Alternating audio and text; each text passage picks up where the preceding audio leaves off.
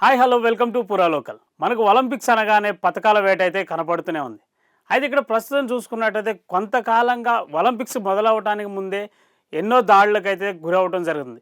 ఈ ప్యారిస్‌లో మొదటగా Olympics start అవ్వటానికంటే ముందే ఆ ఒలింపిక్స్‌కి సంబంధించిన ప్రాంతాల్లో గాని, చుట్టుపక్కల ప్రాంతాల్లో గాని కొన్ని తీవ్రమైన సంఘటనలైతే జరుగుతున్నాయి.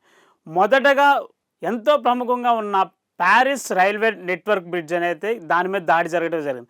మరి ఇప్పుడు తాజాగా ఏంది అంటే ఈ కమ్యూనికేషన్ సంస్థపై కూడా కొంచెం దాడులైతే జరుగుతున్నాయి. ఈ దాడుల వల్ల ఏందంటే కొన్ని ప్రాంతాలు ఒక 6 ప్రాంతాల్లో మట్టుకైతే ఇలాంటిది అంటే కమ్యూనికేషన్స్‌కి సంబంధించి గానీ, మొబైల్ నెట్వర్క్‌లు ఆగిపోవడం గానీ ఇట్లాంటిదైతే జరిగింది.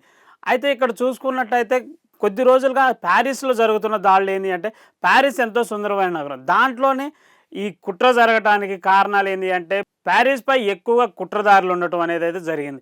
దానివల్ల ఏందంటే టెలికమ్యూనికేషన్ మీద అదే రైల్వే నెట్వర్క్ పైన ఇట్లాంటి దాడులే జరుగుతాయి. అయితే కొంతమంది ఇజ్రాయెల్‌కి సంబంధించి అథ్లెట్‌లను కూడా చంపుతామని చెప్పేసి అయితే బెదిరింపు కాల్స్ అయితే రావడం జరిగింది. అయితే వాళ్ళ వ్యక్తిగతంగా ఏమన్నా కక్షలుండి చేస్తున్నారా? లేదు అంటే ప్యారిస్ ఒలింపిక్స్‌ని ఏదన్నా ప్యారిస్ మీద సెపరేట్‌గా కుట్ర అనేది ప్లాన్ చేస్తున్నారు. ఎందుకంటే కొన్ని లక్షల వేల మంది ఆ ప్యారిస్ ఒలింపిక్స్‌ని సందర్శించడం అయితే జరుగుతుంది. అలాగే అక్కడ ఎంతోమంది అథ్లెటిక్స్ అంటే దేశ విదేశాల నుంచి కూడా వచ్చే ఆటగాళ్ళు అయితే అక్కడ ఉంటారు. మరి వాళ్ళ మీద ఏమైనా కుట్రలు చేస్తున్నారనేది అయితే పూర్తి స్థాయిలో తెలియలేదు.